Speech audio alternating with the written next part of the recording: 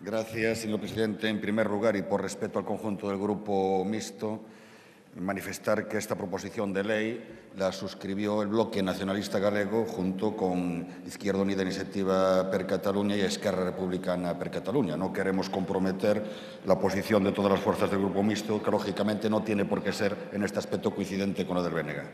Señorías, durante toda esta legislatura, las fuerzas políticas firmantes de esta proposición de ley hemos defendido una estrategia fiscal radicalmente distinta a la impulsada por el Gobierno y a la preconizada por el Partido Popular. Advertimos con insistencia que optar por una reducción drástica de la inversión pública y del gasto social dificultaría la recuperación económica. Advertimos de que si no hay crecimiento difícilmente sería posible corregir el desequilibrio de las cuentas públicas. Y advertimos del reparto injusto de los costes de la crisis que conllevaban las duras políticas de ajuste. Pese a la actual obsesión con el gasto público por habitante en el Estado español es sensiblemente inferior a la media de la Europa de los 15, de los estados de nuestro entorno y con un nivel de desarrollo económico similar.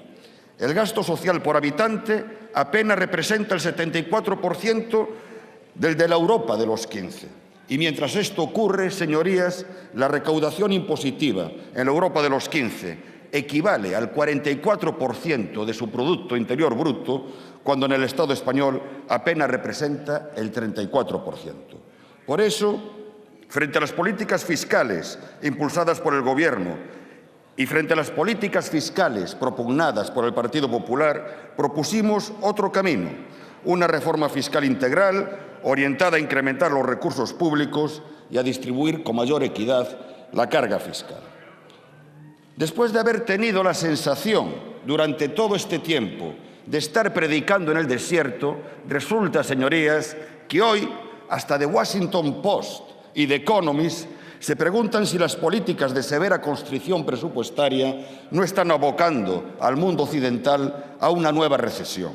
Hoy, hasta algunas grandes fortunas del mundo reclaman un mayor esfuerzo fiscal para las rentas altas, pues se dan cuenta de que el actual modelo es insostenible. Y hoy, hasta el Gobierno pretende compensar con un gesto de última hora, tarde, mal y arrastro, su política de continuas rebajas fiscales que ha tenido a las rentas altas como principales beneficiarias. Tendremos el próximo jueves oportunidad de profundizar en el debate sobre la recuperación a efectos prácticos del impuesto del patrimonio para los grandes patrimonios. Pero quiero recordar que el BNG y las fuerzas firmantes de esta proposición, en su momento, cuando el Gobierno optó por bonificar con el 100% de la cuota, propuso la reforma del impuesto para que siguiese vigente para los grandes patrimonios, con la oposición del Gobierno. Traslademos esta propuesta al Gobierno junto con el otro paquete de medidas fiscales contenidas en esta proposición de ley en el marco del diálogo dezurbano. El Gobierno se opuso, como se opuso cuando presentamos también esa propuesta en forma de enmienda a los sucesivos proyectos de ley de presupuestos generales del Estado. Por lo tanto, no vale, señorías, con un gesto de última hora para recomponer cierta imagen de izquierdas a las puertas de unas elecciones generales. Lo que es imprescindible es una reforma fiscal integral. Las rebajas fiscales practicadas por los distintos gobiernos de Rodríguez Zapatero representaron, según estimaciones del propio Gobierno, una merma de ingresos públicos de 6.000 millones de euros al año.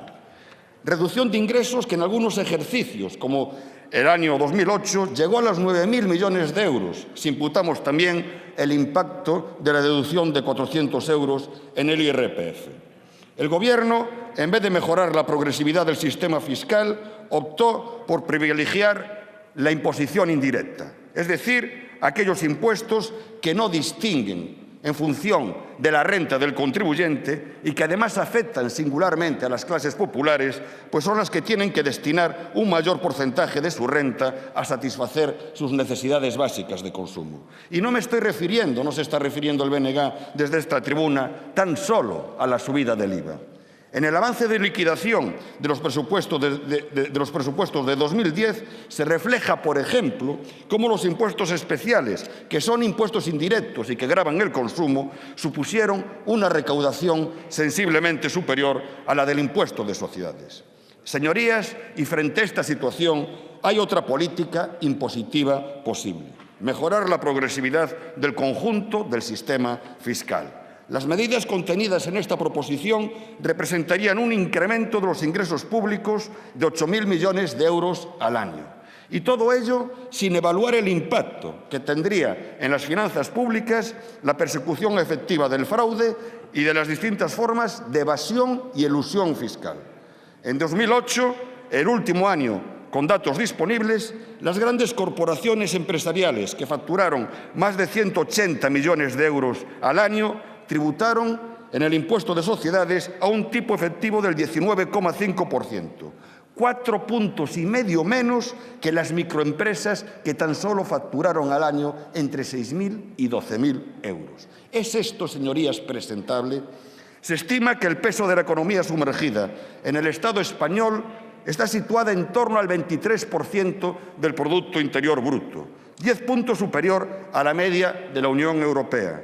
Según cálculos del Sindicato de Técnicos de Hacienda, la evasión fiscal de las grandes fortunas, corporaciones empresariales y grandes empresas alcanzó los 42.711 millones de euros.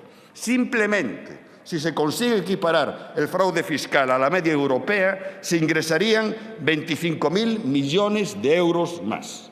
Señorías, quienes afirman que subir impuestos significa más paro, deberían formularse la siguiente pregunta, y a ello ha aludido ya la señora Nuria Buenaventura. Entonces, ¿cómo es posible que, siendo la presión fiscal tan baja en el Estado español, que siendo tan escandaloso el volumen de fraude fiscal, al mismo tiempo España sea la campeona de Europa en paro, sea la campeona de Europa en desempleo? Precisamente, frente a las falacias de la derecha, los datos demuestran absolutamente todo lo contrario. Los países que tienen una fiscalidad más avanzada son también los que tienen mayores niveles de bienestar y los que tienen mayores niveles de empleo. Señorías, hay otro camino en políticas fiscales distinto al que ustedes nos proponen. Hay otro camino para asegurar el equilibrio de las finanzas públicas sin reducir la inversión productiva, sin comprometer las políticas sociales,